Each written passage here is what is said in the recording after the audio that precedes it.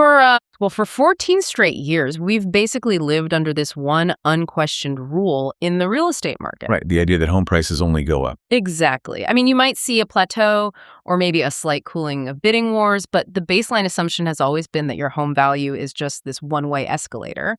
But in February 2026, that rule actually officially broke. It did. We saw a year-over-year home price decline of 0.2%, which, is the first annual drop we've had since 2012. And that fundamentally alters the psychology of anyone navigating the housing landscape right now. We are dealing with an environment that isn't just correcting, it is actively squeezing households in ways we really haven't seen in modern economic history. Yeah, totally. It's a massive squeeze.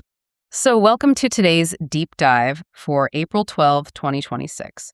What we are setting up for you today is essentially a split screen monitor. On the left side of your screen, you've got this unprecedented financial volatility. I'm talking interest rates, import tariffs, a completely frozen Federal Reserve, and a housing market defying basic economic models. And on the right side of the screen. On the right side, you have your own nervous system, your gut microbiome, and the bleeding edge of 2026 longevity science. Because our mission today is to completely erase the dividing line between those two screens. I love that framing because you really are absorbing the macroeconomic environment on a cellular level. Right. We are taking the hard mortgage data, along with some insights from the book, One Reason to Not Get a Reverse Mortgage, and we are mapping it all directly onto cellular biology because your financial environment and your physical health span are not running on separate tracks. They are colliding. They absolutely are. The current data makes it basically impossible to optimize your physical longevity without addressing the chronic external strain of this specific economy. Okay, let's unpack this. To understand the biological fallout, we have to kind of forensically examine the stressor itself. Let's look at the financial gauntlet you are standing in right now. It's a tough one. It really is. Mortgage rates are easing just a tiny fraction this week after a brutal 5-week surge. Zillow has the 30-year fix sitting around 6.15%, and the Freddie Mac's weekly average is higher at 6.37%. Yeah, and the 15-year fix is hovering around 5.64%. Right. And those numbers feel incredibly heavy to a market that was conditioned for years to expect rates in the 3s and 4s. Without a doubt. And the ceiling on those rates is locked in place by the Federal Reserve, which is currently paralyzed. They're in this very cautious wait-and-see mode. They literally just held their benchmark rate steady at 3.5 to 3.75%. Because inflation refuses to die. We've got core PCE inflation projected at 2.7%, which is stubbornly above the Fed's 2% target. Exactly. And when you look at the FOMC members, Yeah. The folks actually voting on these rate cuts, they're looking at a landscape where oil prices have spiked over 40% since March. Wow, 40%. That's massive. It is. The geopolitical situation is driving energy costs through the roof, and the mechanics of that are what trap the Fed. Well, core PCE intentionally strips out volatile food and energy prices to find the underlying inflation trend. But when energy spikes 40%, it eventually bleeds into the cost of manufacturing and transporting every single good in the economy. So it catches up to the core numbers eventually. Right. The FOMC members know that 40% oil spike will inevitably drag core inflation higher down the line. They just cannot risk cutting rates and flooding the market with cheaper borrowing money when that energy-driven inflation wave is already cresting. Which means the market entered 2026 hoping for rate relief, and instead the horizon just keeps receding. And that tension brings us back to the February price drop, because I want to unpack this apparent contradiction. The fact that prices are dropping even though inventory is low. Exactly. We have a situation where rates are elevated, which normally crushes buyer demand.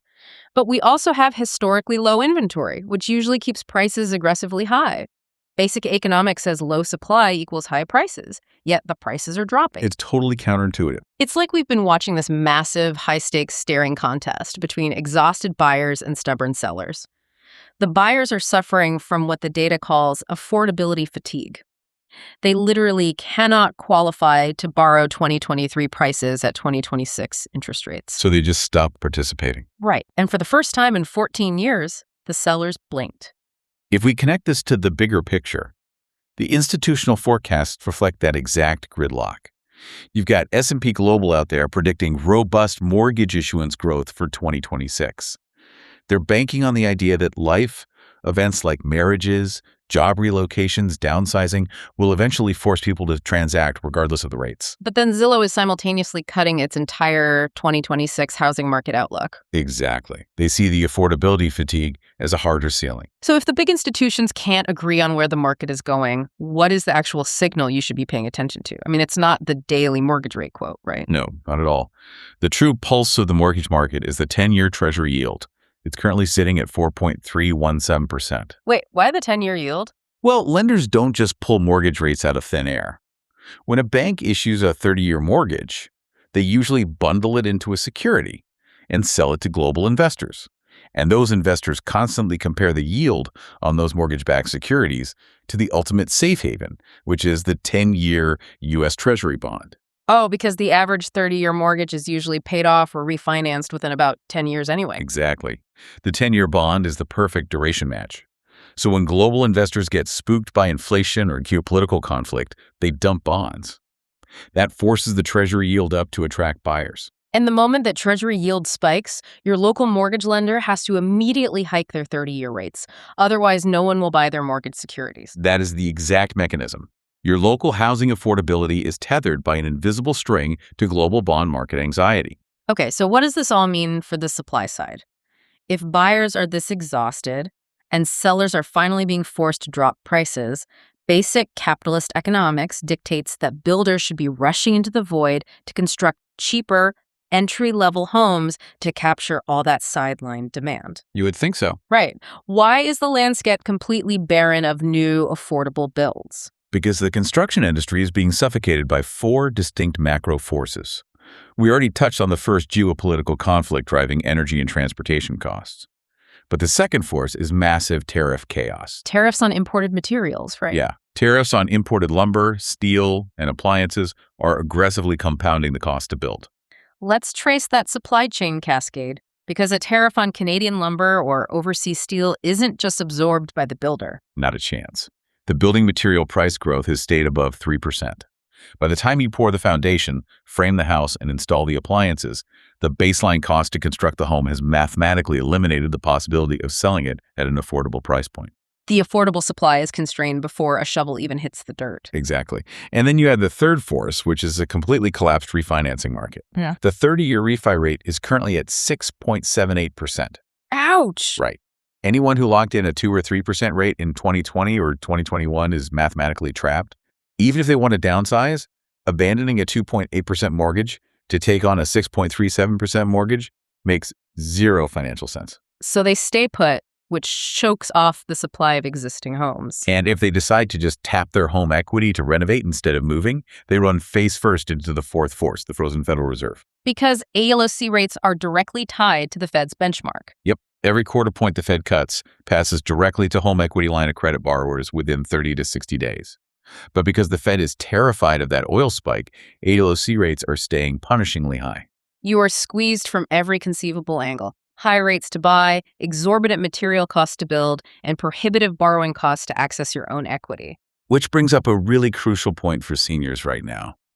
Because when older adults face this kind of affordability fatigue and trapped equity, they often start looking at alternative financial products. Right, which perfectly ties into that third source we're covering today, the book One Reason to Not Get a Reverse Mortgage. Yes, that book is incredibly relevant for April 2026. A lot of seniors and their advisors are looking at high inflation and elevated living costs, and they think, well, let's just do a reverse mortgage to access that trapped equity without a monthly payment. But the book argues that's a trap, especially right now. Why is it so risky in this specific environment? Because of the compounding interest in a high-rate environment. When interest rates are hovering around 6.5 to 7%, the borrowing costs of a reverse mortgage compound aggressively. It basically vaporizes the equity in the home at an accelerated rate. So you're eating through your ultimate safety net much faster than you would have in 2021. Exactly. And the book points out that if you deplete that equity, you lose your options for funding long-term care later in your healthspan. Trying to plan your financial life right now, especially if you're a senior trying to downsize or maintain your independence, is like trying to budget for a cross-country road trip while the price of gas, the daily rate for your rental car, and the toll booth fees are literally fluctuating every hour.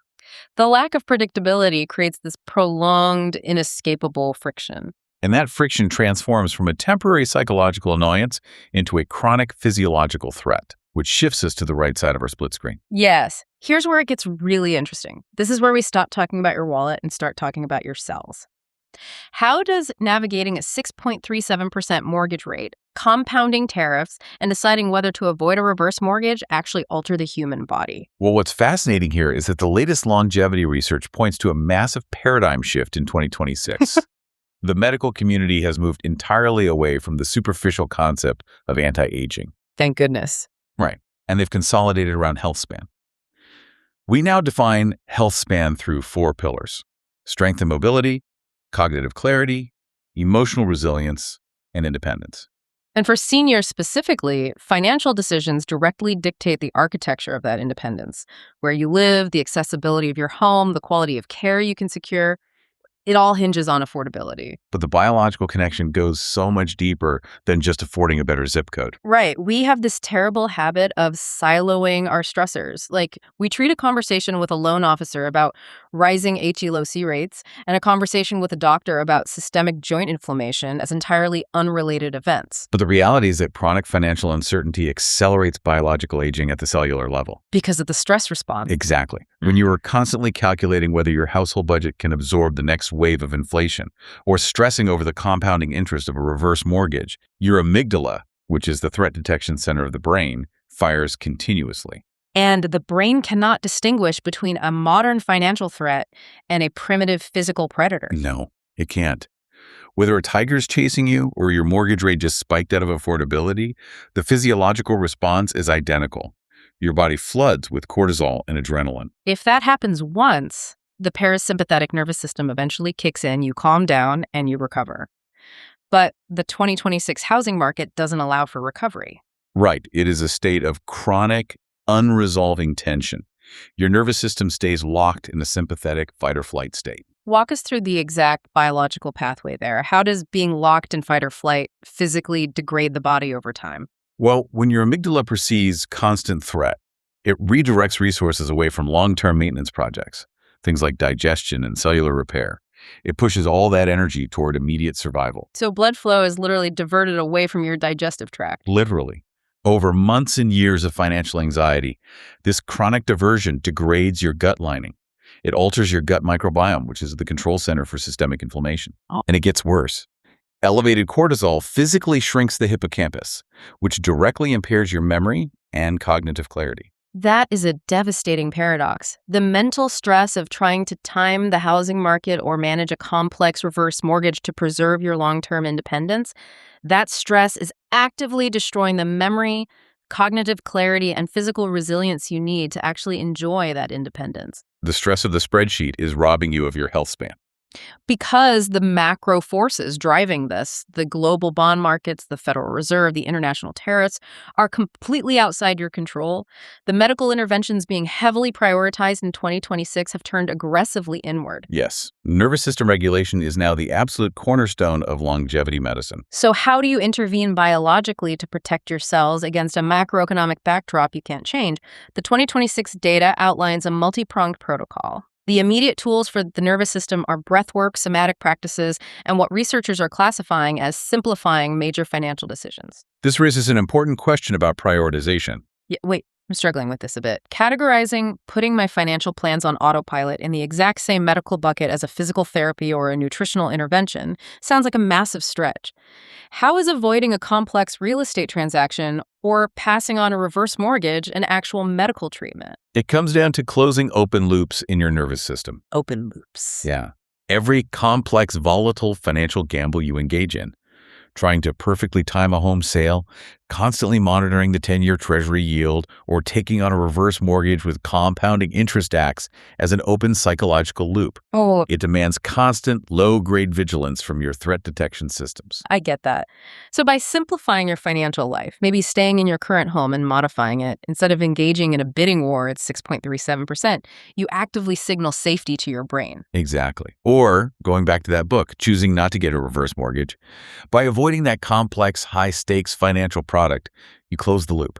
You stop the continuous drip of cortisol. You downregulate the nervous system. Yes, and the reduction in systemic inflammation from that sense of predictability is as tangible and biologically measurable as taking a targeted supplement. That is wild. And the data also elevates social connection to the level of a clinical intervention. Strong community ties are now empirically shown to actively reduce systemic inflammation and extend life expectancy. The mechanism there is fascinating. Positive social interaction releases oxytocin, which directly counteracts cortisol. Okay, but when people experience severe affordability fatigue, the instinct is often to isolate, isn't it? Yes, unfortunately. They pull back from social engagements because of the cost, or they feel shame about their financial constraints. And that isolation strips away one of their most potent biological shields against stress. So hanging out with your neighbors or joining a community group is not just a nice feel-good activity. It is a literal biological buffer against the inflammation caused by 40% oil spikes and stagnant home prices. Exactly. And that connects directly to the physical interventions for 2026. We are looking at a massive pivot toward highly personalized nutrition, diets tailored to your specific gut microbiome, metabolic patterns, and hormonal cycles. The insights heavily emphasize fermented foods, anti-inflammatory herbs, stable blood sugar, and circadian eating. Which all makes sense biologically. We trace the mechanism back. Fermented foods rebuild the gut microbiome that chronic stress degrades. It strengthens the gut-brain axis. And circadian eating, aligning your meals with your body's natural daylight rhythms, removes internal digestive friction. That allows your body to focus on cellular repair instead of constantly processing food late at night. But amidst all this sophisticated personalized data, the research is really unequivocal about the single most critical physical priority, particularly for seniors and aging adults trying to maintain their independence in this environment. Protein intake and resistance training. Yes, they remain the absolute most evidence-backed interventions for preserving muscle mass and cognitive function. So wait, you want to survive a historically hostile housing market where prices are dropping but affordability is paralyzed? Go eat a high-protein meal and lift heavy weights. It sounds bizarrely simplistic. It does sound simple, but the mechanics behind it are profound. In a high-stress state, cortisol floods your bloodstream with glucose. It is preparing your body to physically run or fight. But if you're just sitting at your kitchen table worrying about construction tariffs or reverse mortgage rates... Right, that unused glucose circulating in your blood causes immense inflammatory damage. But muscle tissue physically acts as a metabolic sink. It literally soaks up and burns that excess glucose. So building muscle mass is basically building a larger sponge for the stress-induced blood sugar? Precisely. And resistance training demands central nervous system adaptation. You are forcing your brain to coordinate complex motor patterns under a physical load, which neurochemically protects the cognitive clarity you are losing to the financial anxiety. It builds the foundation of the strength and mobility pillar. You are physically armor-plating your body against the corrosive effects of the macroeconomy. You really are. Well, let's draw the final through line here. We started on the left side of our split screen with an April 2026 housing market that is practically engineered to induce chronic stress. We've got Freddie Mac logging mortgage rates at 6.37%. The Federal Reserve is frozen at 3.5 to 3.75% because a 40% spike in oil threatens to drag core inflation higher. And we saw how tariffs on imported materials are pushing construction costs up, effectively killing affordable new builds. Right, and the result is the first annual home price decline since 2012, driven purely by buyers hitting an absolute wall of affordability fatigue. And for seniors, the temptation of a reverse mortgage in this environment is incredibly high, but mathematically devastating. Then we took that macroeconomic reality and mapped it onto your cellular biology. We traced exactly how the brain's inability to distinguish between financial gridlock and physical danger locks you into a sympathetic state. We saw how that cortisol cascade degrades your gut lining, spikes inflammation, and literally shrinks the areas of the brain responsible for memory. But we also outlined the mechanisms for taking back control. You cannot manually force the 10-year Treasury yield down. No, and you cannot repeal international lumber tariffs. But you can heavily invest in your own health span. By simplifying your financial strategies, like avoiding risky reverse mortgages, to close open loops in your nervous system. By using social connection to trigger oxytocin, and by utilizing resistance training as a metabolic sink for stress-induced glucose. You construct an internal environment capable of withstanding the external chaos. This requires a fundamental recalculation of what we consider a good investment right now. It really does. The return on investment for perfectly timing the housing market or squeezing an extra fraction of a percent out of a complex real estate deal is completely negated if the stress of that transaction shaves years off your cognitive health. Which leaves you with a fascinating and maybe slightly terrifying philosophical thread to pull on. We have established today just how deeply our cellular biology is tied to our macroeconomic environment. Financial friction causes biological decay. Yes. But as longevity technology becomes more advanced, more personalized, and inevitably more expensive over the next decade, we have to ask where this is leading. If maintaining your health span in a hostile economy requires specialized microbiome nutrition, customized somatic therapies, and high-quality proteins, are we rapidly approaching a future where your credit score and your net worth literally buy you an extra decade of cognitive clarity? That's a profound thought. If biology and economics are living in the exact same house, the ultimate luxury of the future might not be the house itself, but the biological time to actually live in it. Thank you for joining us on this deep dive. Remember, when the market gets loud and the spreadsheets get chaotic, optimizing your physical resilience is the most mathematically sound financial move you can make. Keep breathing, keep lifting, and we'll see you next time.